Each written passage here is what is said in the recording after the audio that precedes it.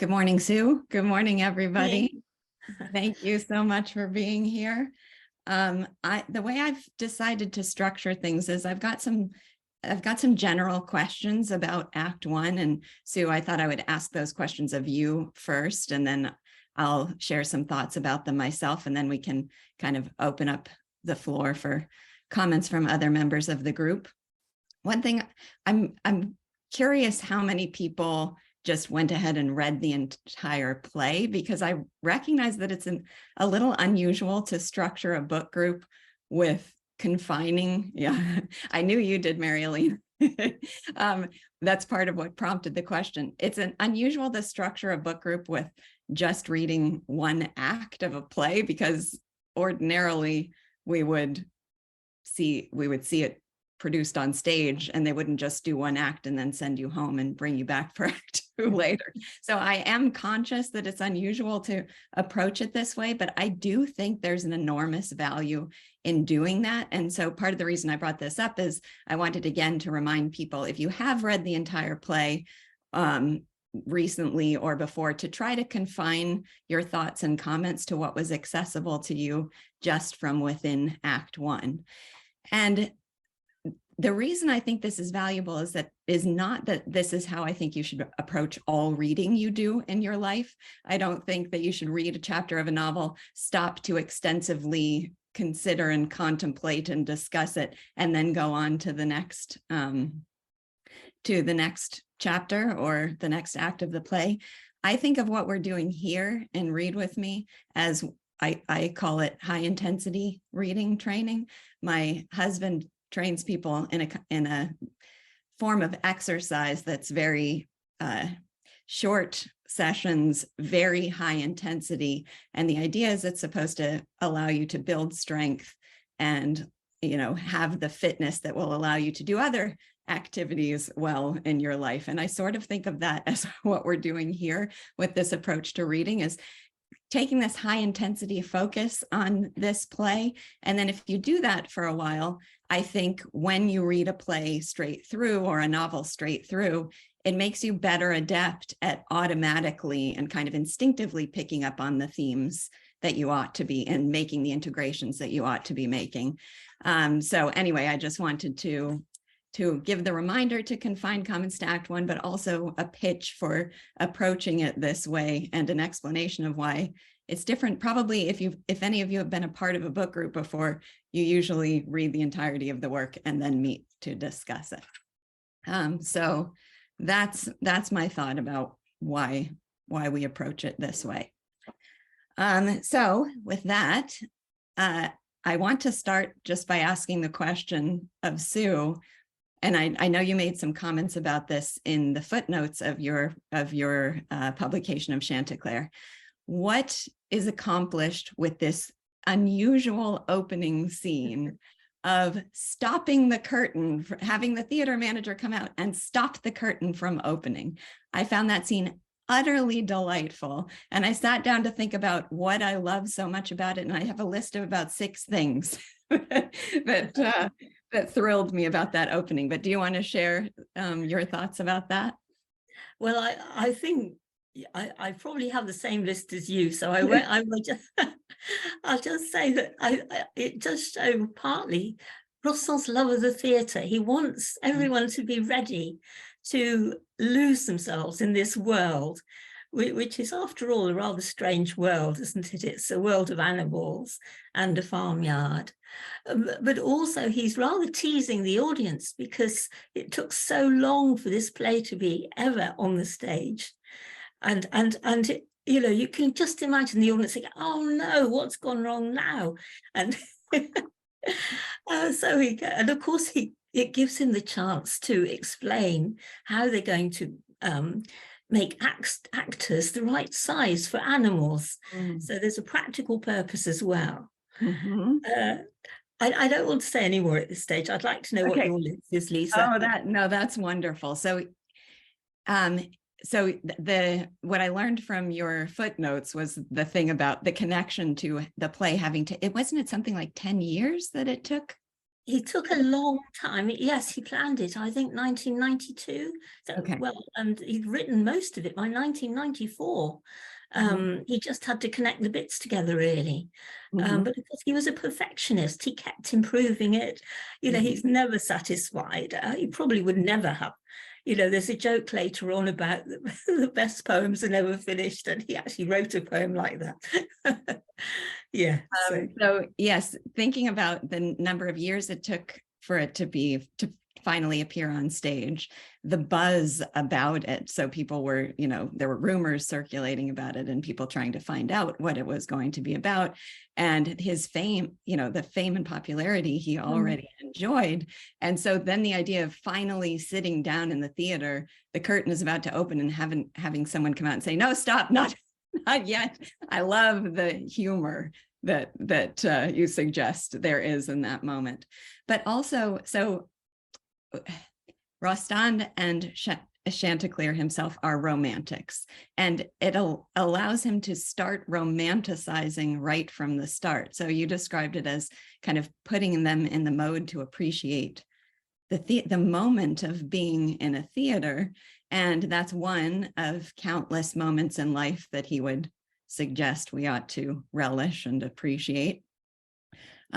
So taking this moment, the very first moment of the play, and saying, now stop for a second, consider the thrill of this moment. So I wrote down the line, it's,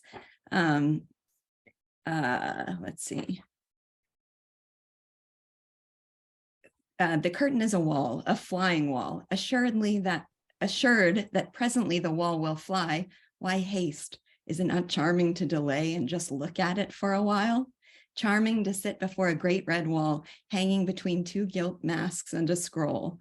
The thrilling moment is when the curtain thrills and sounds come from the other side. So having you pause on the thrill of being in a theater is both emphasizing his romanticism and specifically romanticism about art and the theater. And that all sets up the play very well, I think, without giving any spoilers. The other thing, a couple other things that occurred to me. It also just lends the charm and delight of the unexpected. It would be shocking to be sitting in the theater and then have the manager stop the curtain. And there's a thrill in that unexpected moment. And it just reminds me of when Cyrano appears for the first time from the back of the theater. And I don't know if it's common for productions to do this, but when I saw it on Broadway, he actually did appear from the back of our audience, which made it very thrilling. And then you mentioned that this is a very unusual play. You have to, in any work of art, you have to suspend disbelief. But here we have to suspend disbelief as far as romanticized lines coming out of the mouth of a rooster or a dog. So there's a considerable amount of suspension of disbelief that has to go on here.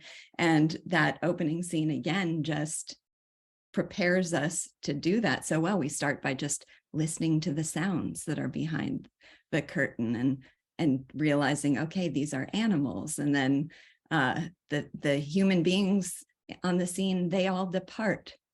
And then he says explicitly, well, you might say, if there's not a soul left, how are we going to have a play at all?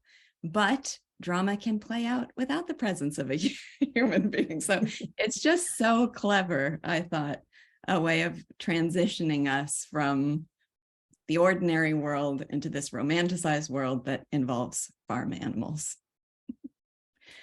Can I just reply to something in the chat, which Absolutely. was rather good, I thought, that in fact, I can't remember who it was reminding us that Goethe's Faust also begins with a prelude.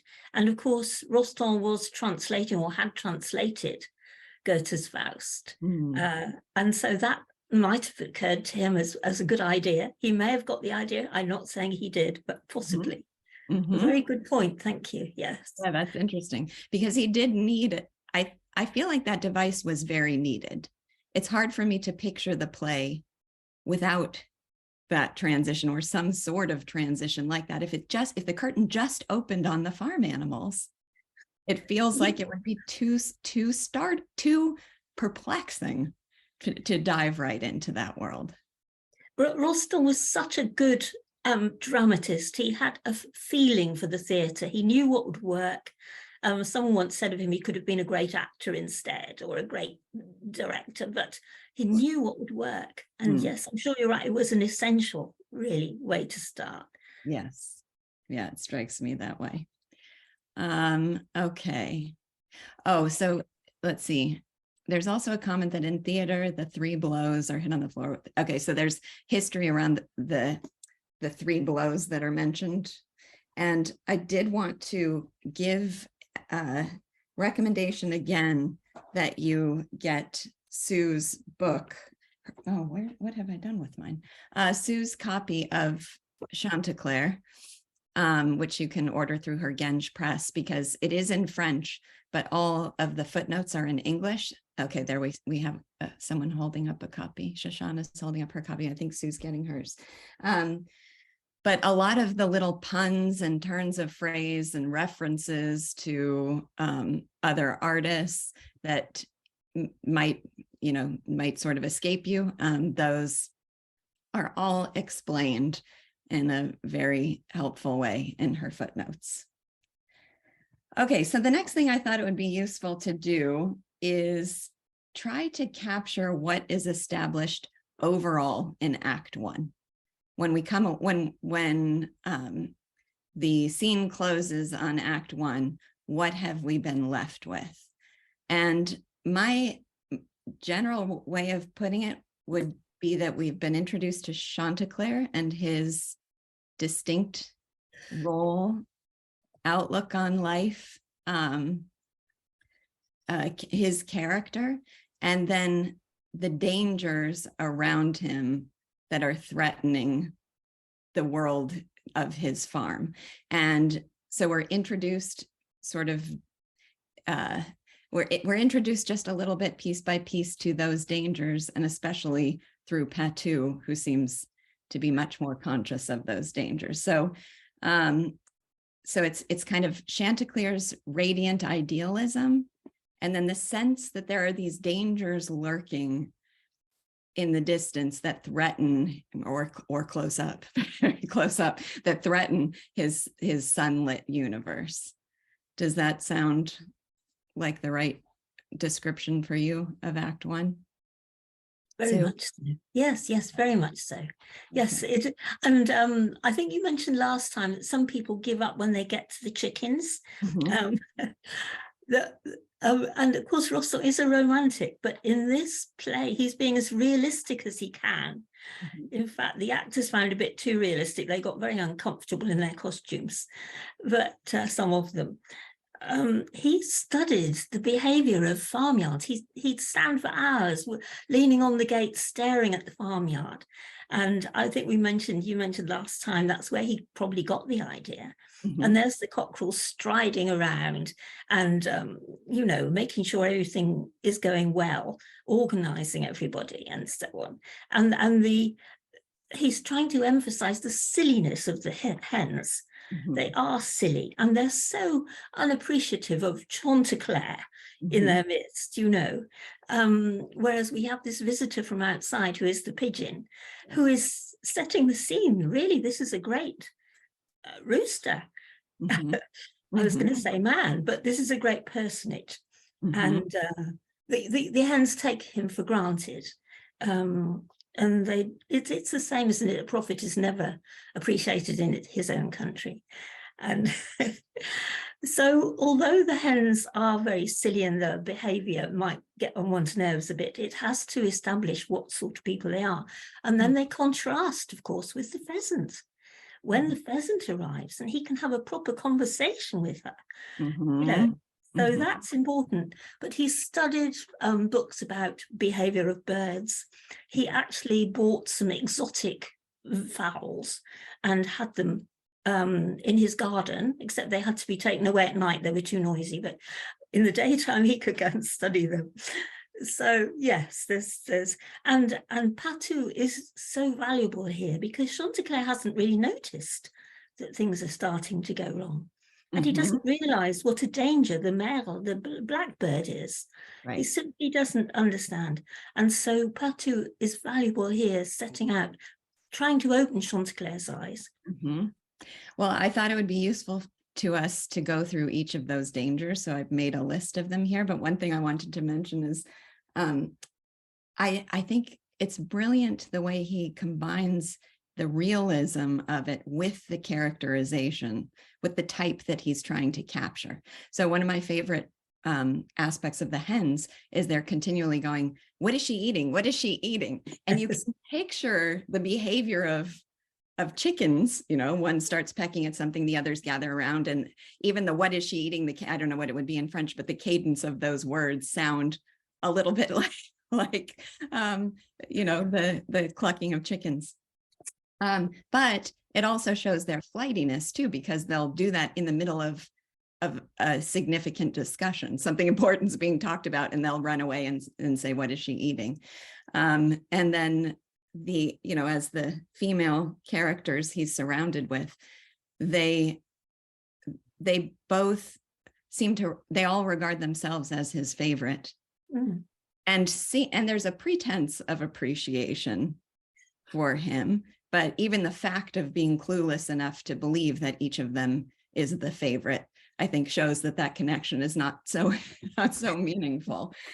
So yeah, their kind of frivolousness and superficiality and flightiness is really well captured in the behaviors of hens. So clever. Okay, Joseph, you want to take some questions or comments? Yeah, Stefan first. So I wanted to comment on having animals versus people as our characters, and how it's a little bit easier because obviously animals have stereotypes, you know, like cats like this and chickens are like this and dogs are like this. So it kind of helps. It already boosts us into a kind of a stereotype, and then he just has to fill in the specific characterizations of these animals. But it's kind of cool because you don't have to do that much groundwork. You know what a cat does, you know, and so forth. So yes, and I mean, at least the description of the way he was inspired to write the play, because obviously he wanted to write it about human nature, but he just saw this farmyard scene and thought, oh, this seems like a metaphor. What I'm observing here seems like a metaphor for the aspects of society that I want to write about. I wonder if there's something, I wonder what the experience of those in the audience who are being caricatured on stage would be, right. Because in a sense, there's a layer of distance because these are animals and it's not specifically, you have to make inferences to figure out which type he's referring to in the real world. So I can just imagine people in the audience, it's sort of dawning on them, oh, wait a minute, am I a turkey? Yeah. Or a blackbird? Right. So it's definitely hurting people into a certain way, but yeah, exactly. So I just think that was really cool. I don't know how that's going to, because you said Leonard couldn't get through this, and because of the animal aspect. I wonder if it's going to be something that is going to continue to be a benefit.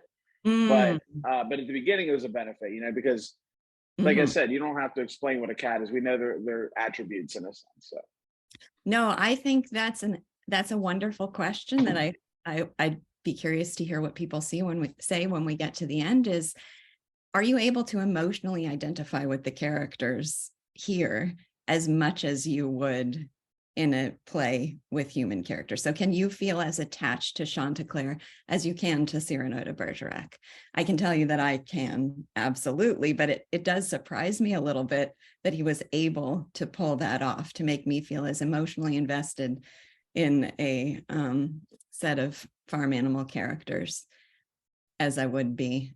And I did mention that it was with Patu that I started to feel that was possible. And I'll hold off on him for a minute. But when reading this the first time, I got to his lines, the lines about the stars, that's when I thought, oh, I'm going to fall in love with these characters. I wonder if it's easier for us just to read it and not see it on the stage, because when you read it, it's human beings speaking. Mm. You know, when you see it on the stage, you're more conscious that they're animals. I don't know, I've just thought of that. Yeah, none of us get the experience of seeing that. And I knew how much time he had spent creating the costumes for these characters, but I didn't realize until I saw all the photographs that they really were supposed to look realistic. Yeah. And I would have expected them to be a bit more stylized. I know the costumes were still meant to be very beautiful, but I would have expected something a bit more stylized and not so realistic looking. It's to do with his perfectionism, I think. Later productions just use stylized costumes, and it worked just as well. In fact, it worked better. Yes. Okay. Greta.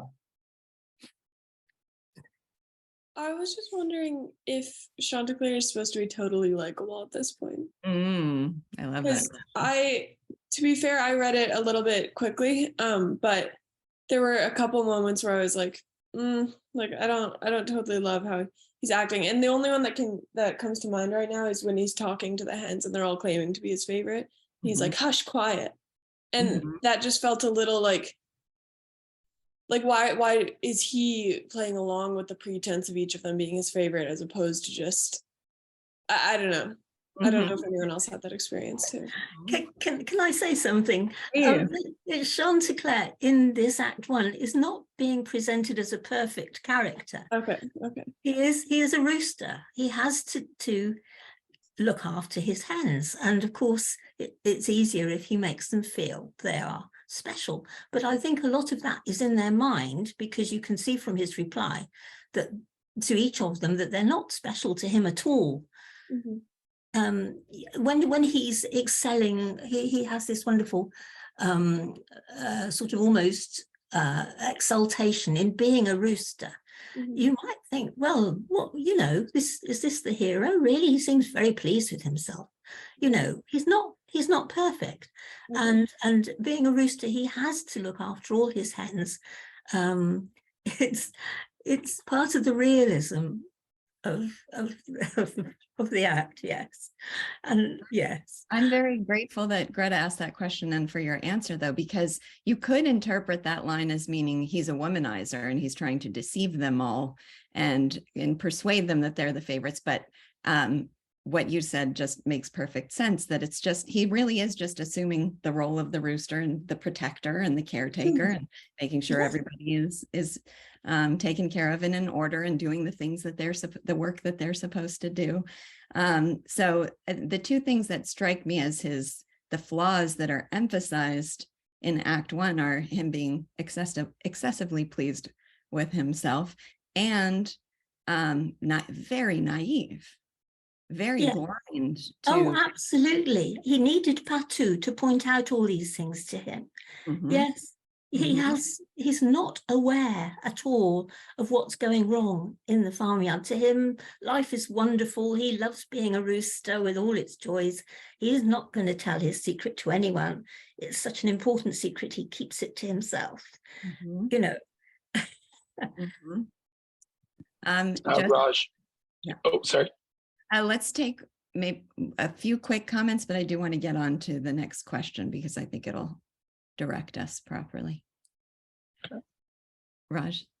I just wanted to share that I read in a commentary about the issue of why animals, why did he have animals as the characters, that he said that Rostand said that it is that lyrical and poetic plays don't go well. I haven't had obtained Sue's book yet, so maybe everybody else already knows this, and that does not go well with modern costume, and he didn't want to have something a couple of centuries older, and so he came upon the idea that having animals would be a solution to this problem. But then I also read that when the play was performed, the Parisian audience kind of figured out that he was criticizing their way of life and did not like it. So the disguise did not work well. Well, Oh, if it were too disguised too well, it would lose the whole point of the play. He didn't really want to hide it. he didn't want to hide it. He No. was criticizing them. He really was. Yes, and can I, while Raj is there, can I just say, I'm afraid there isn't a Kindle edition. I haven't got round to doing a Kindle edition. I'm afraid it is just a book at the moment. Oh, the Kindle edition is available on Amazon in Germany. But when I tried to purchase it on Amazon.de, it's available on Kindle. But when I tried to purchase it, they said, no, you have to be in that country. So I think that must be something else. That's not my book. maybe it's an unauthorized version. Somebody's probably doing that. Yeah.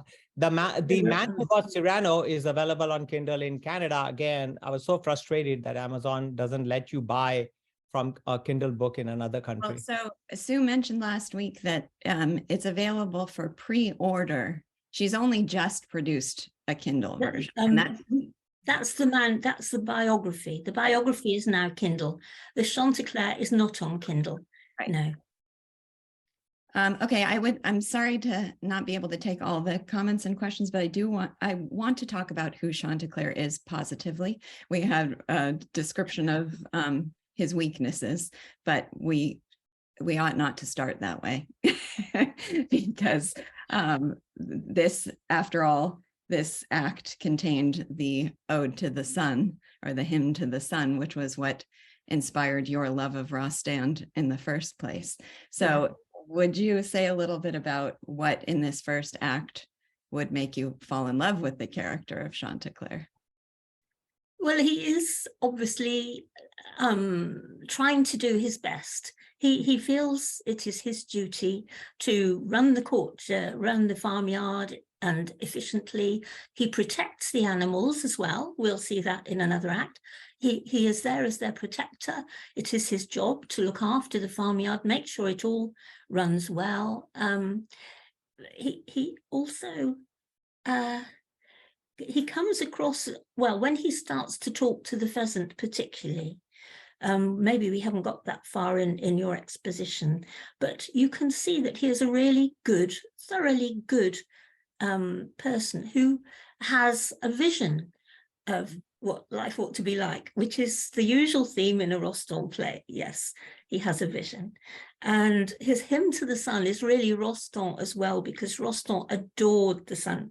And he came from Marseille, which is, of course, beautifully sunny all the time. And if we're looking at that, I particularly wanted, I mean, are you going to go through it, Lisa, or can I just mention the last line? How are you going to do it? Of the hymn to the sun? Yes. I thought it would be, please do mention the last line, absolutely. Because that is so significant. And if I can just read it,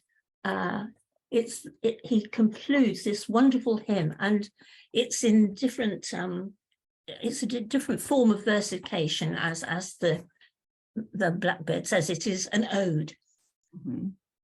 And the last lines are, Ô soleil, toi, sans qu'il les choses ne seraient que ce qu'elles sont. The sun transforms everything, and he expands on that, the beauty that is revealed by the sun. And in Act 2, he is even more voluble. I'm not thinking of the right words at all here, but that is so significant for understanding all of Rostand's work, that you need a vision to transform reality. Mm-hmm. And you live by your vision, and it transforms reality. And the sun is simply a metaphor for this vision that transforms reality. And so things would only be what they are. Things would only be what they are without the sun to bring out the best, the beauty in them. Mm-hmm. It is so significant. Those two lines are very, very important. That metaphor is so perfect, because you mentioned last time that Rostand was an idealist, but an idealist who believed that the ideal is not something separate from and above everyday life. The ideal is what gives everyday life meaning, having an ideal. And the sun is such a perfect metaphor for that. Both he can write this beautiful ode that is evocative of all of these absolutely breathtaking images. I once gave a lecture where I tried to find photographs or images that would capture each of the things he was describing in the Ode to the Sun. And it was difficult to find images that would do justice to it, but just the idea that even the bubbles in a bucket of wash glisten with, so I love the effectiveness of this metaphor for conveying the idea that the ideal is what gives meaning and purpose to the practical, to the everyday. There's that theme of that's in the Romantics, that idealism is both not separate from life, nor does idealism mean it has to be something grand and epic. Idealism is something to be found in the most commonplace of things. So here on his humble little farm, the sun lends beauty and meaning and significance to everything. The rake leaning against the barn, I think that was one of the, so this integration of the ideal and the commonplace, the ideal and the real, and then the ideal and work, a sense of purpose in your life. I love the scene with where he's instructing each of them what to do. And I think it was in that scene that somebody says, well, a fly is insignificant. And oh gosh, do I have the exact words to that line? But it was, it's just after the hymn to the sun. Oh, I found it. Busy and resonant. This is the Gertrude Hall translation. Busy and resonant fly, I love thee. Behold her. What is her flight but the heart whole gift of herself? Yes. So she is being a fly, and being a fly in a heart whole manner is what she's meant to do. That is the ideal of the fly. So he is seeing the beauty in the everyday, and showing that living for our purpose is what it means to be an idealist. So yes, and I should open the floor to comments about Chantecler. I'll look at some of my favorite lines too. Also, once again, like Cyrano, we have that, and this is the ideal and the practical, that integration of him being the cardinal and the musketeer. He's the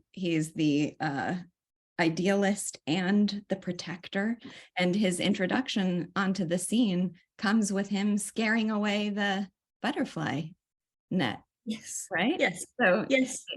He To save enters the butterfly. Yeah. He enters as the protecting hero who saves the butterfly. I mean, it is always Chantecler and Rostand both have this reverence for life, however small. And several things later on occur throughout the play, really. Yes, I mean, one could give so many examples, but this is it just comes. And you learn that you learn that through what's explicitly said, and then just the attitude toward life. So, for example, when he's describing the hens at work, well, we can picture hens in a field with bobbing up and down, eating the bugs off the plants, right? Well, his description of that is it's like poppies playing hide and seek. Yes. It's beautiful, but it's a beautiful image, and then it's teaching us to observe more closely and see the beauty within these everyday things. I love the if I see chickens in a field, I will picture them as poppies playing hide and seek now. And oh gosh, one of my favorite lines of all, at least in the Gertrude Hall translation, was very simple. Somebody, when I think this is again when he's assigning them their tasks or reminding them to go to their tasks, somebody says, well, none of this is very interesting. And his response was, everything is interesting. So, and of course, he expands on that later with the pheasant, doesn't he? Yes. Yes. Okay, we can take some comments. Shoshana. Yeah. Hi, you're doing beautiful job here. I just wanted to point out one thing for the non-French readers, which is that when Chantecler talks to the sun, he uses the intimate you. Okay. Yes, good And of point. course, it's translated as thou, but when we hear thou, we think that someone's using, biblical language or whatever. But he talks to the sun as if the sun is right here, rather than up there and distant, not a distant God, but as if, the God lives here. Yeah. And Oh. I just find that very moving every time he does it, Mm, you know. Thank you for sharing that. I would not have known. Question about the Ode to the Sun. Was the original written in verse? 'Cause I yes. noticed that in Act 2, which I don't want to spoil, there's another antipode to the Ode to the Sun that is in verse in the translation, but not the Ode to the Sun is not in verse. The entire play is in verse in French.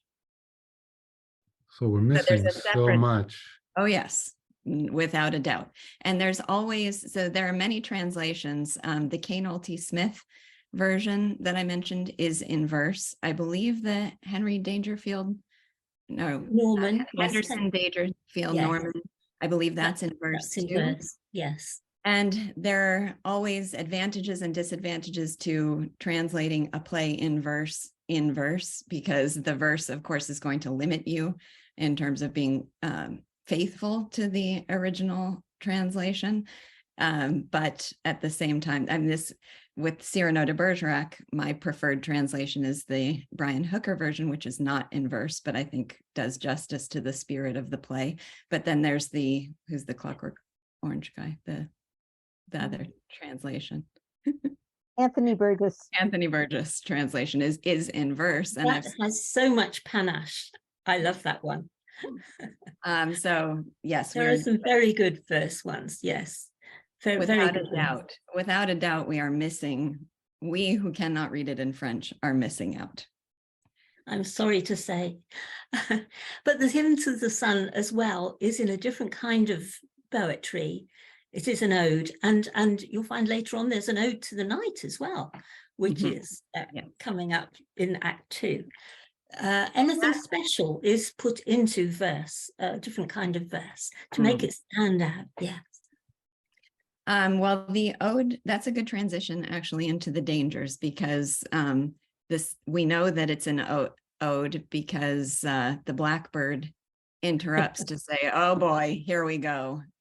He's going to say an ode."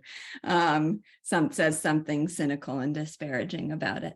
So let's talk about the many dangers that are lurking, many of which Chantecler seems utterly oblivious to, and we might as well start with the blackbird since he's the first one really to appear as a danger.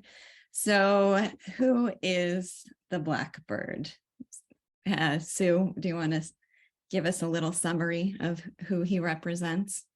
Well, Rostand was criticizing his age, and the blackbird represents the desire to always be funny, the flippancy, to make a joke about everything, not to be serious about anything. And that is why he is a danger. He won't take life seriously. He has a lot of fun making puns and jokes about everything, that he will not take sides for the good or the bad, as we'll discover later. He just thinks everything is fun for him, and he's not going to, he doesn't have a serious moment at all at any time. He is not a friend. He is simply on the sidelines, getting his fun where he can. Someone in the chat said something about a materialist. I don't get that really. I'm not quite sure where that comes from, but the point is he is so cynical about real life. He will not be serious. Yes, he is a bit of a nihilistic birdie. Thank you, Stefan. That's very good. That's actually what I meant by the materialist comment. Oh, I see. Okay. The very first thing he says is that he can construct a butterfly, this beautiful insect, out of 2 letters of the alphabet. he Right. can construct Chantecler out of vegetables. He Yeah. has a way to lower from heroic, Yes. outlook to a material, not very exalted way of looking at things. Indeed. He brings everything down, doesn't he, to the lowest possible level and just makes a joke about it. Yes. So cynical, sarcastic. He has no capacity. What we see in Chantecler is reverence for the ideal and a romantic view of life. And he has complete contempt, just mocks any attempt at reverence, which is why he's mocking of the idea of an ode. I love Patou captures him very well. We have things like traveling salesman of blighting, corrosive laughter. And then I love the idea that, no, but he looks like a gentleman. He's all dressed in his black suit. And he said, and I think it's Patou who says, no, he's actually an undertaker. An undertaker who, like, an undertaker who dances. That's a literal translation. An undertaker who jokes and laughs around. Yes. Yes. Yes. Awful. And then it's funny to hear it. So I think it's the turkey who says, our blackboard forces you to think while obliging you to laugh. So that's how those who approve of this attitude of the time would look at him. Oh, he's really forcing us to think with his cynicism and contempt, but it's actually destructive and nihilistic. Let's see. And so let's see. Well, I'll come back to that later. Okay, so we have the blackbird, then the peacock. Oh, the turkey is the other one we meet first, I think. And what would you say is the turkey is representing? Well, he's a sort of pedantic person who won't learn from anybody else. So he thinks he knows it all. And he is always parading his learning, but actually he has no idea about the most important things in life. He is, and his reason for not liking the Chantecler and for becoming, as we see later, an enemy is he watched him grow up, and he can't accept that he's better than he is. He is the one who knows best. He wants to take credit for having taught him everything he knows. Yes, but he's now been passed. Chantecler is above his level now. And that pretentiousness is what makes him look favorably upon the blackbird, because the blackbird is in vogue. That sort of attitude toward life is in vogue. So he just mindlessly supports the attitude of the blackbird. Okay, and then we have the peacock. So the peacock, Patou is the one who identifies the blackbird and the peacock as two forces of destruction that are undermining the ideal. So the blackbird is cynicism, and the peacock is what would you say? Is he the one that's fashion? Is it fashion? Yes, that's right. And he always has to have the last word. He parades himself around. Of course, peacocks do anyway, so it's perfect. Perfect for this character, just to parade around and to try and impress everyone with his own, not just beauty, but the way he knows about everything that everybody should know if they're anybody. That he has to have the last word, and he uses lots of course, the thing is, Rostand loves old words and long words. This is his chance to slip them into the peacock's words. So he's having the best of both worlds here. There was actually a gentleman called Robert de Montesquieu, who saw himself very much as portrayed in the peacock and became Rostand's enemy as a result. Oh, wow. And Ross always said, I am not basing these on any particular person. But of course, if the cap fits, wear it. And Robert de Montesquieu felt the cap definitely fitted him. But he was the sort of arbiter of fashion of society. And yes, the one appearing as the pet of all the salons. And so I'll just focus a little bit, and maybe we can talk about Patou since I'm going to bring up his commentary here, but I just love these lines because Chantecler again in his naivete is saying, what have they done to you, that whistler and that posture? He seems that he views them as harmless. And and I want to connect that to a line I especially love that at one point it says, but the blackbird is so small, how can he be dangerous? And he says, yes. all evils, be not deceived by his size. This is a brilliant line. Evil makes his models first on a tiny scale. The soul of a cutlass dwells in the pocket knife. Blackbird and crow are of the selfsame crape.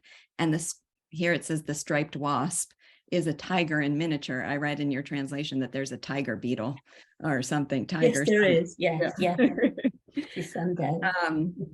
But what an instructive attitude to say, don't regard evils as harmless because they seem subtle or small. They're insidiously dangerous. And he sees insidious danger here. So Patou answers, they have done to me that I know not what they may do to you. They have done to me that among us simple, kindly folk, they have introduced new fashions, the blackbird of being funny, the peacock of putting on airs. So that's the humor always, and then putting on airs. Now the one traveling salesman of blighting, corrosive laughter, and the other brainless ambassador of fashion. And then it says the jest which insists on being funny at any cost, and the cry which insists on being the latest scream. Now that's another one that I read in your footnotes. The latest scream doesn't translate well in It's English. difficult, isn't it? Le dernier cri in French Means actually the fashion or the latest thing. Yes. Yeah. What is everyone so excited about this minute? Yes. What's new, in fact? Yeah. And of course, all these are distractions from the life that people are supposed to be leading, doing their work, being honest and good and kind, and all the things that they should be doing. These are distractions from what they should be doing. Yes. So Patou, how is he different from Chantecler, and what is his function in relation to Chantecler? That's interesting, isn't it? I mean, Chantecler is the hero, and we're going to follow Chantecler's story. Patou is on the side of what is good and right and kind, how life should be lived, in fact. And he is the old dog who knows everything. He's so experienced. He can help Chantecler see things that Chantecler is almost too young to know, to understand. He's also opening his eyes to things that Chantecler is not aware of. He is solid and of the earth. He loves the earth. He loves the sun. There's a lovely passage about he and Chantecler both love the earth and the sun. And so he is the voice of wisdom in a way. Well, so is the old hen, in fact, the nurse hen.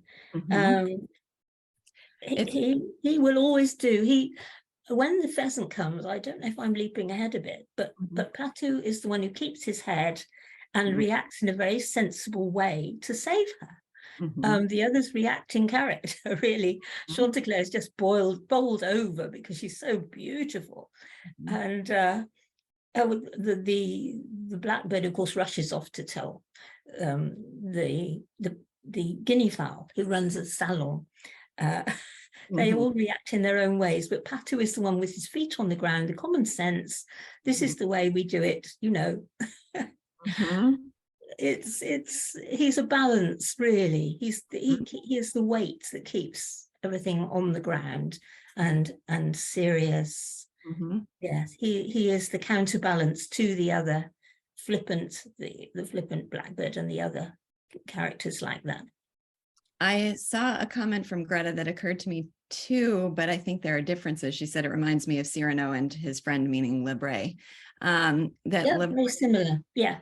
very similar, but the difference, I think, so let's see, so Libre is always looking out for Cyrano's welfare. Cyrano is so focused on being uncompromising and maintaining his ideals that, and it's funny because the line that I love so much, at least in the Hooker translation, is Cyrano is constantly saying, "There goes Libre growling." Well, what is Patu doing? Patu's always growling at the danger.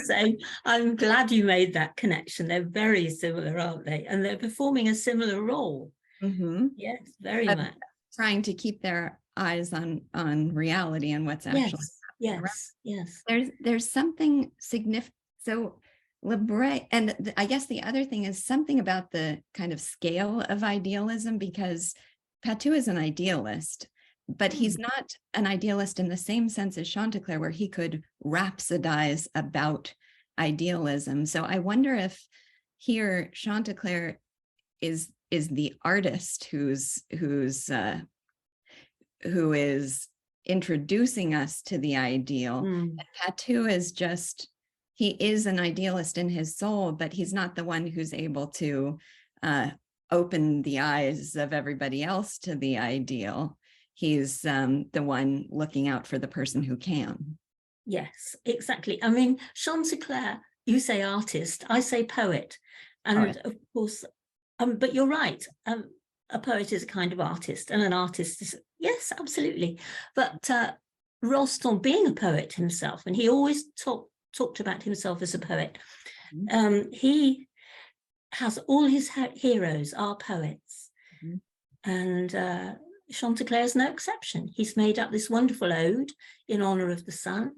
He continues to, I mean, he's so lyrical at times, Chantecler, and he has the soul of a poet, and able to translate ordinary life into something that other people can perhaps learn from or enjoy, open their eyes to. Yes, an artist, definitely he is, and they all are. They're all artists or poets. Yes. In some commentary I read, it described Patu as the philosopher, as he's the thinker as opposed to the poet, and that I don't know that fits exactly, but there is something that seems right there, that he is identifying the intellectual Chantecler is just being the poet worshiping the sun and all the other roles. And it's Patu who's intellectually identifying the dangers that threaten that outlook on life. And Chantecler is the poet who translates these into something we can identify within our emotions. So he's calling to our feelings. So yes, Patu is definitely the philosopher, as someone's just pointed out, but Chantecler is able to really connect with us through our emotions, and that's what poets and artists do, don't they? They open us to another dimension, really. Patu is on the ground, he's very solid, but the artist has to open us up to another dimension in life. Yes. Yeah, this wasn't exactly the metaphor, but it was something like Chantecler worshiping the sun and Patu rolling around in it. He appreciates it. He is earthy. He is physical. He is physical. And yes, the philosopher, but also very much physically enjoying life. Yes. Okay, comments, Joseph, you want to? Yes, Stefan. The analogy I wanted to draw between Patu and Chantecler was that of an artist, but a manager of like managing like a band or something like that, where he gets their coolness and he's there, he gets their vision, but he's not, like you said, he can't translate it into art. But he can see all the people trying to scheme and screw over the band and stuff like that. So he has their best interests. Like, I don't know why the Beatles came to mind and their manager, who they trusted. So just that relationship where it's like, yeah, he gets it, but he's not the artist, but he's in their best interest. Mm. Yeah, yes. He's I love certainly that. got the best interests of Chantecler at heart. Yes, that's right. And protecting him. Yes, very good, that. Mhm. Yes. Joseph, do we have any others, or should I go into the? Nope. So we've talked about most of the threats. We talked about the hens initially, but and at the end we have the appearance of the birds of the night. So we have these forces of cynicism and pretentiousness. The guinea hen, we didn't talk about her, but she's, you know, the one who's hosting the salons and inviting in those who are most fashionable. So it's just more versions of pretentiousness of the time. So we have all these threats, and then it seems like Chantecler's own obliviousness to the threats is one of the greatest dangers. And then the night birds, we're only just introduced to them at the end, and their nature seems to be established pretty quickly in the reasons they state for not liking him. So the duck says, I do not like the cock because, not being web-footed, he marks his passage by a track of stars. Well, that seems to, that's, you know, a literal description of the tracks of his feet, but it seems like he's saying he's an ideal. I don't like him because he's an idealist. And we'd had that reference to stars as a image of the ideal from Patou earlier, who says, give me the fresh illusion of lapping up the stars when he sees them reflected in the water. And then the chicken says, I do not like the cock because I'm such a homely bird. Envy, I do not like the cock because he has his picture painted in purple on all the plates. I don't know if you can explain that reference. And I do not like the cock because on all the steeples he has his statue in gilt bronze. And then we get to the mole, who hates him because he's never seen him. Or the cuckoo because he does not have to be wound up. So they all hate him for his virtues and for his idealism. So it's envy, nihilism. How would you describe it? So They're totally opposed. They're totally opposed to everything good. They are the creatures of the night, and they need the darkness. So they hate the sun. They hate the sunshine. They cannot carry on their cruel practices. And of course, I mean, it's not really personal, this thing about birds of prey. They have to actually catch creatures at night. But they are a metaphor for the hatred of what is good, what is true, what is beautiful. These are all creatures. And the thing about hating Chantecler for stupid reasons, I'm afraid Rostand had personal experience of this, because there were so many enemies by now, because people were so envious of his fame. And this is partly about them as well. You know, ridiculous. Well, Rostand had his name painted on lots of plates and so on. I mean, I don't think there were any wind vanes that had him, but, you know, that sort of thing.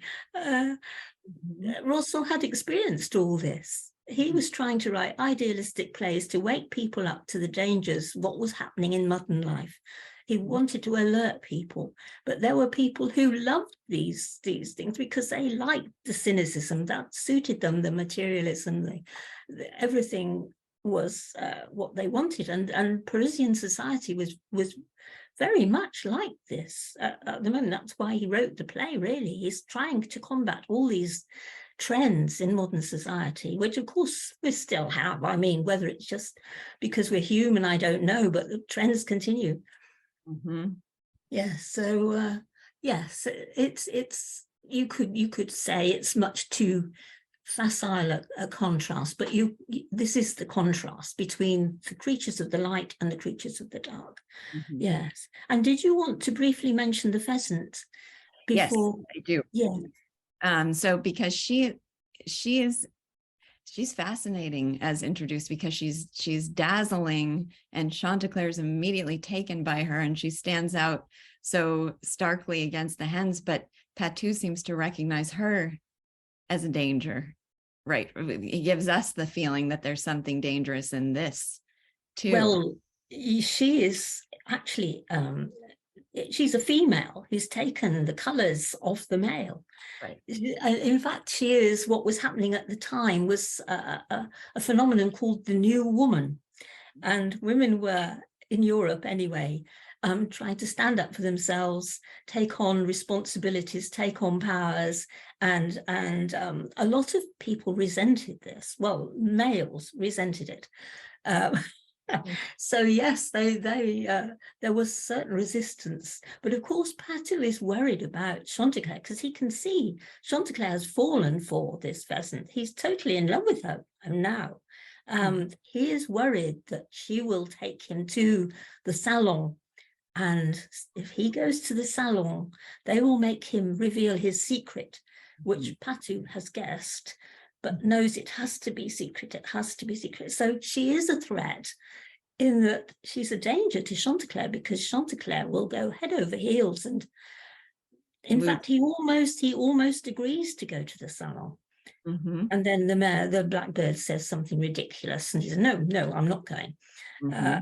So this is left at the end of the act. A lot of suspense, really. What are the creatures of the night planning against Chantecler? But also, how will the pheasant's arrival? She's the catalyst, isn't she, for change? So what will happen? What difference will she make? She's we don't know, but yes. It's just fascinating because you could think of her introduction to Chantecler's life and his being completely taken by her as a positive, but it's the fact of Patou identifying that she may convince him to go to the salon, and Patou's sense of danger there that makes us, even from the start, not view this as a positive. Now, I guess we should save some of the reasons for later, but it's just it's interesting that you might think, this dazzling bird with a sense of her own identity, almost like she's the first character that seems like she could be a match for Chantecler in some ways. That seems like it could be a positive, but the feeling we get from the start is there's a danger. There's a danger here. Yes, exactly. And the way when he takes her around the courtyard is a good chance to show again his love for the familiar, for the ordinary. And yes. He's quite happy in his own farmyard because he's doing the job he's there to do. So that's part of the conflict that's set up too, is she seems sort of derisive about his world, that it's too provincial. Or she's almost like, she is the outsider who's come from the forest, and she thinks that the life must be very petty and small and narrow-minded. But in fact, this is what Chantecler is in his right position. He's doing what he's supposed to do. And he loves it. He loves it. She is dangerous. Will she persuade him to give up his love for the sun? I mean, will she? Well, we mustn't go into that, must we? Yeah. Question. Question. What do you think of the last? I'm sorry. Can you just sorry. wait till? Yeah, that's okay. Till Joseph calls on you, because I know there were some people waiting to ask a question. Joseph. Yeah, Warren. If you could raise your hand as well, that way I know you have a question. Greta was next. How do you do that? Oh, okay. There's a button in the. Sorry, where is it? Reactions. Yeah, there's a reactions button, and then there's a raise hand button. Oh yeah. Greta. Well, I don't know how relevant this is, but I remember when I was reading some of the Shakespeare plays and was talking about them with some people, they were saying how a lot of times in Shakespeare plays, what makes it a tragedy versus a comedy is when women take on the roles of men and how that ends up going. So that's why in the comedies, there's often like cross-dressing and the women like are being the men and kind of sorting everything out. And if that goes well, it's a comedy. But then like in Macbeth, she takes on the role of the powerful trying to be the man one, and everything goes terribly. And so I just thought it was interesting that the with the golden pheasant, she's she's being a man. Like, it's just, I know that he probably wasn't thinking of that, and it has more to do with like the political things going on at the time. But it is just interesting because at least in Shakespeare, like the women becoming the men is kind of a dangerous thing. Like, you're not totally sure whether it's gonna go well or not, and nothing's quite resolved until the roles switch back and everyone can go back to what it was meant to be, kind of. Mhm. Sue, did you have any thoughts about that? I have.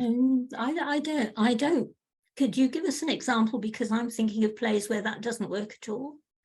Like, Of as the you write it, it doesn't matter. In Shakespeare, you're saying? Yeah. I have such a terrible memory that I can't remember any of the Specifics. What's the one where it's the two twin girls or something who there's a shipwreck? Am I crazy? That's there's a twin boy and girl, and that's 12th night. Yeah, like that one. Because isn't that one where that happens? I'm sorry, but I disagree with you totally about this. I don't see that as a formula at all in Shakespeare. I haven't, and of course it would be very difficult anyway, because the men played all the roles anyway. Yeah. No, but I think there is interesting thought, but I don't think it doesn't work for me anyway. And I haven't read enough Shakespeare to make the connection to Shakespeare, but I do see something in the question about, is this just a statement of the time, or is it a broader sort of danger? And I think we have to wait till the end to really talk about that. There's quite a lot here that perhaps we should wait, because in fact the person who played the pheasant was a very good friend of Rostand, who was a very good actress in her own right, who was a new woman, if you want to say that. So you have nothing against new women. I think the main point of the pheasant is that she will induce Chantecler to fall in love with her, and that what will happen, and what will happen if she falls in love with him? What will she expect of him? I just think I'm going to say one more thing. The one thing I think is interesting, though, is especially because he's so concerned with everyone getting their work done, like that being such a priority to him. And the pheasant has her feathers because she stopped doing her work. And maybe you say she has other work to do in the farmyard now, but I guess the idea, maybe it isn't true that pheasants should be roosting or something like that, but it's just interesting that, her beauty comes when she stops doing that. She isn't, I mean, like Chantecler in Act 1, she is not a perfect character. There are contradictions in her character, and they will play out later in the play, I think you'll find.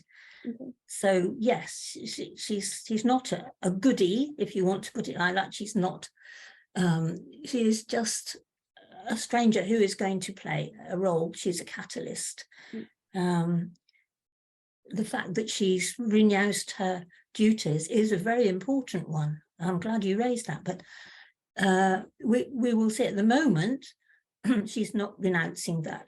She is fleeing from a hunter and just wants to survive. That will come in later. What her attitude is to duty will come in later, won't it? Yes. I love the line, "Where do you hide a rainbow when there's danger?" That captures how much he's fallen in love immediately. All right, Joseph, who do we have next? Raj next. So Lisa, you were talking a little while ago about a segment, and I have a couple of comments about that segment. So one chicken says, "I do not like the cock because he has his picture painted in purple on all the plates." And the reference, I believe, is that the rooster is a symbol of France. And in some cases, if you I looked on Google, and they have images in purple. They have it in several colors, but including in purple. So presumably that's what is referring to. And then the second one says about he has his statue in gilt bronze. And then there is a little humor which I missed initially. So an owl says to a big overgrown chicken, well, and you, Capon? And the Capon doesn't give a reason. Capon, Riley, I do not like the cock.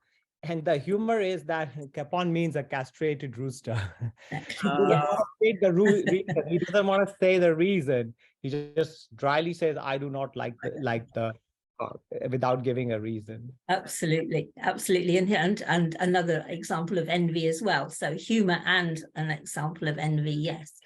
Yes, yes. There's so much humor in this, really. You have to be very alert, but there is a lot of humor. Yeah. Interesting. Warren. So I was wondering what you made of the last line in the act. The pheasant hen has been hiding in the doghouse, but then comes out and actually overhears all the night creatures expressing their hatred of him and giving their reasons. And then she says, I'm falling in love. Mhm. So I'm beginning to love him. I mean, is it that she hears the actual virtues of him through their opposition, and then she says, well, those are my values, and falls in love? And okay, that's that surprised me at first, but I know she's been playing hard to get most of the act and putting him I down. think that's a bit unfair. I think she's not been playing hard to get. She just is an independent woman. Yeah. She doesn't particularly want to be courted by Chantecler. She makes that very clear. But yes, exactly. All these creatures are in opposition to Chantecler, and that's why she says, yes, I can see he is worthy of love. Yes, yes. Is it Stefan next? Yeah, Stefan next. I just wanted to hear you guys comment on the old hen who always seems to have something to say. It's really funny and kind of summarizes in a poetic way what they're talking about. I didn't want that to go untouched. I thought that was really funny, and I could just imagine in a play just seeing this basket and this head coming up and making these comments. I just wanted to hear your guys' take on that. Yeah, it's lovely. And especially where she makes a comment about, I think it's the peacock, is it? And by the time he turns round, the lid is down again. So it's physically funny as well. Yeah. I agree. I love picturing her popping out of the basket with her homey wisdom. That's who she has, this kind of proverbial homey wisdom, but it actually is always relevant to the scene at hand. So there was the one about the bubbles. I was just trying to find the page number for that.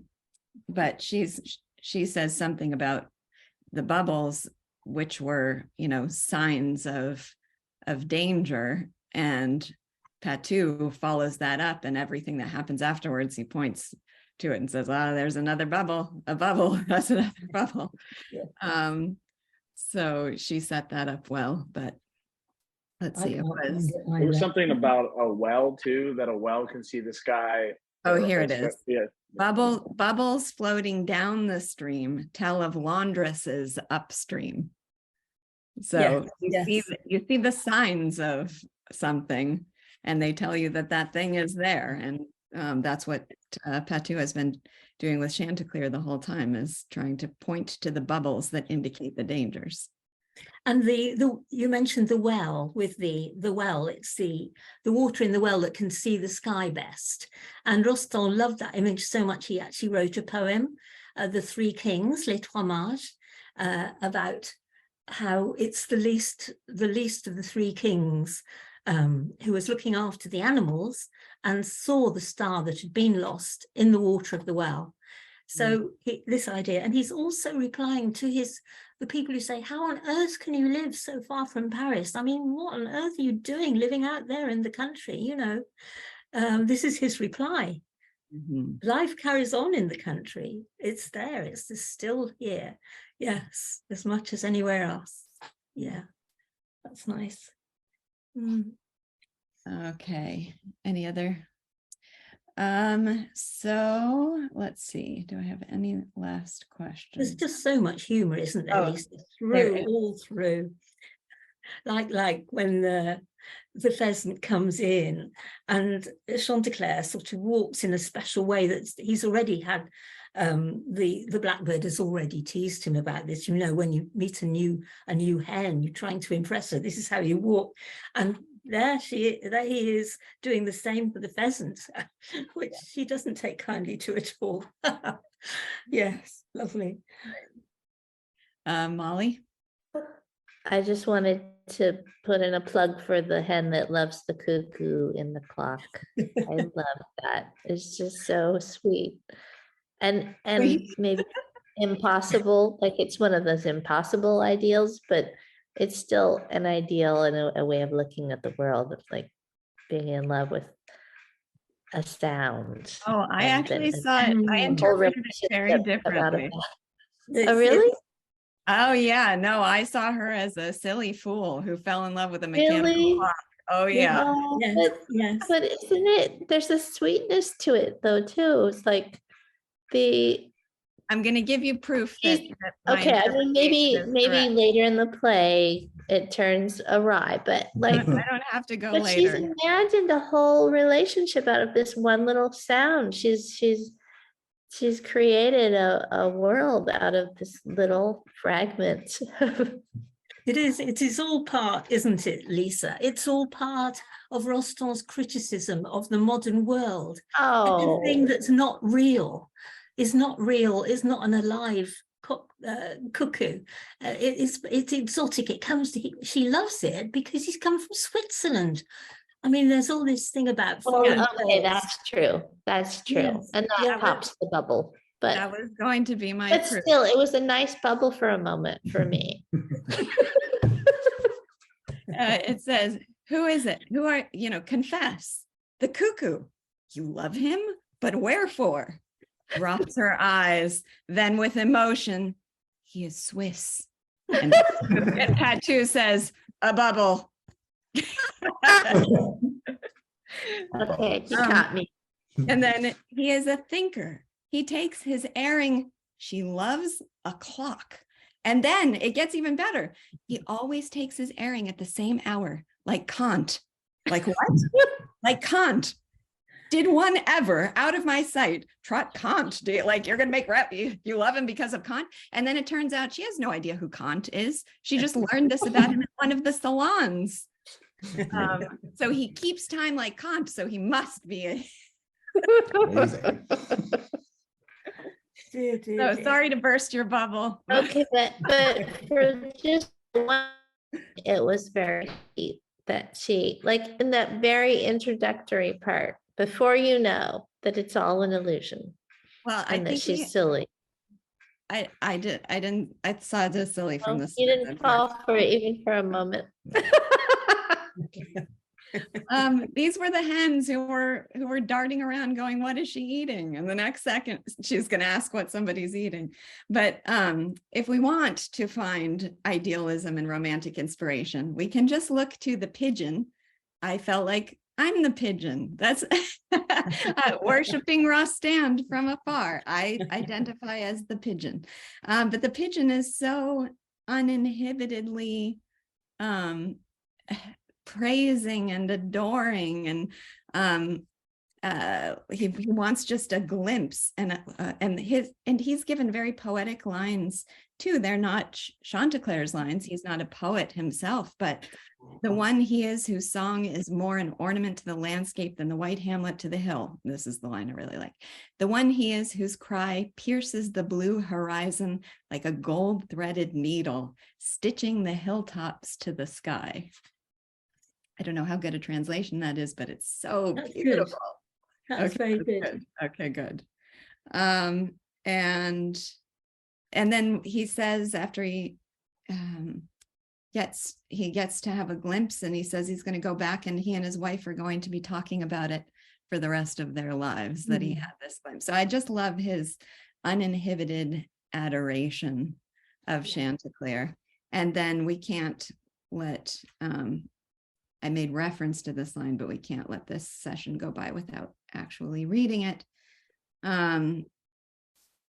Let's see. This is Chantecler again asking, what's the harm of the blackbird? He's harmless. And Patu says, he chews, and nothing is so mortal to thought and sentiment as that derisive chewing. disingenuous and non-committal. Day by day, and that is why I roll my R's, growl, I must witness this debasing of language and ideals. It's enough to produce rabies. And then Chantecler, still unconvinced, come, Patu. In their objectionable jargon, they have the ha-ha on all of us. I am no fastidious King Charles, but I dislike, I tell you, being referred to as his whiskers. Oh, to be gone, escape, follow the heels of some poor shepherd without a crust in his wallet, but at least at evening, drinking from the glassy pond, to have, oh, better than all marrow bones, the fresh illusion of lapping up the stars. And then he gets, it says, let's see, if we speak of stars nowadays, we must do it in a whisper, because you get mocked by the blackbird if you dare express your romanticism and idealism. You're just going to be subject to mockery. And he lays his head on his paws and is in deep dejection. And then he lifts his head and says, no, it is too silly and too weak. I'll shout it if I please. Stars, there, I feel better. So I just love that tribute to romanticism. And it's interesting. It comes up in my classroom all the time. Even I'm trying to cultivate an atmosphere in which students can be uninhibited about valuing the things they value or the things they read, specifically because we're in literature class. And I think there are a lot of environments for teenagers where they would be absolutely petrified to express that value because it's going to be sneered at and mocked. So it's one of my central goals for my classroom is to, I guess, let them feel comfortable shouting stars. Stefan. So I just found it interesting after we had that conversation about the cuckoo clock. It seems like Rostand's setting up or erecting a wall between idealism of the real and idealism of the material or the fake, because he has no problem or doesn't seem to be putting down his idealism of the sun, because the sun's here, it's everywhere, but the idealism of the clock is like a fake idealism. And he's setting up all these different, I guess you could say, philosophies. You have nihilism, you have the birds, you have the ones who just want to attack the farm, then you have the more superficial types, and then you have those who are interested in realism. I just wanted to say too, it seems like Chantecler at the beginning is kind of whimsical or not really in touch with reality, but he seems to learn really quick. Like once he starts talking to the bird, he's like, okay, this guy's kind of a jerk, so I don't know. Yeah, that's part of the reason I described this at the outset as we have Chantecler as the centerpiece, and then we have Patu growling at all the dangers that surround him. So he does capture a vast array of dangers, and so, but we'll have to see which become the most essential. To describe the grey hen's love of the cuckoo clock, I don't see that as idealism. I see that as imaginative, and it's imaginary, but it's not that he represents an ideal for her, except that he is foreign. And there was this passion for foreign words as well, which maybe doesn't come across in translation, but Rostand is poking fun at that as well in this scene. It's the love of the exotic as opposed to the love of the normal, the everyday, which is what he says. Let's transform the everyday. We don't need the exotic. We don't need these other extras. What we should be doing is looking at ordinary real life and imposing our vision, learning to love it. And to see how wonderful ordinary life is. That's what he's saying. You don't need to fall in love with a wooden clock made in Switzerland. It's not idealism, but it's a kind of pretense of worship, but it's so shallow and superficial. Yeah. That's what Um, I meant. Yeah, yeah. that's what I meant. Yes. Yeah.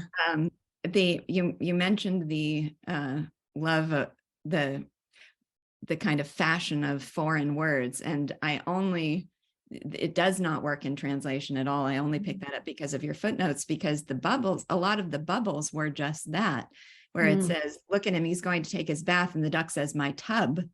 Well, translated in English, that just sounds like he said the same thing, but I gather he actually used the English word in the Yes. French. Yes. And there's a fuss about the color of the duckling as well. Khaki. That was a new word that only just come in. And so the duckling is showing how with it he is, using a word like khaki.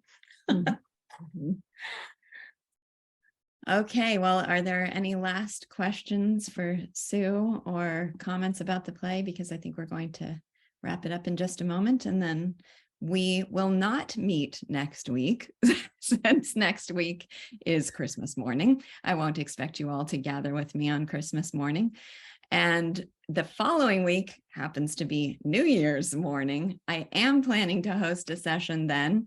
I tend to celebrate New Year's on East Coast time here on the West Coast, so I get to bed nice and early.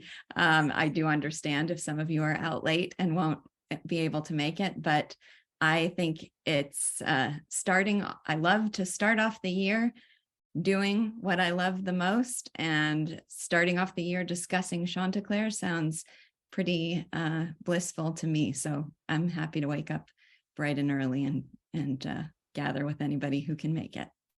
And can I just say that if you miss next the New Year's Day, you'll be missing some of the most lyrical poetry in the play. Good. That's good motivation. All right, everybody, thank you for coming, and I'll see you in 2 weeks. And happy holidays, Merry Christmas.